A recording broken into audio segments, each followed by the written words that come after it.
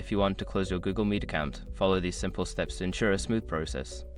This guide will help you navigate through the necessary actions. Step 1. Sign into Google account. Go to the Google account sign-in page and enter your credentials to access your account. Make sure you are using the account associated with Google Meet.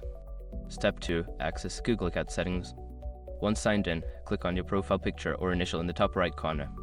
From the drop-down menu, select Manage your Google account to access your account settings. Step 3. Navigate to Data and Personalization. In the Google account settings, find and click on the Data and Personalization tab. This section contains options related to your data and account management. Step 4. Delete Google Meet data. Scroll down to find Download, Delete, or Make a plan for your data.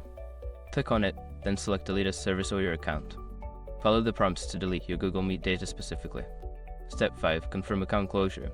After selecting to delete the service, you will be asked to confirm your decision. Read the information provided carefully, then confirm that you want to close your Google Meet account.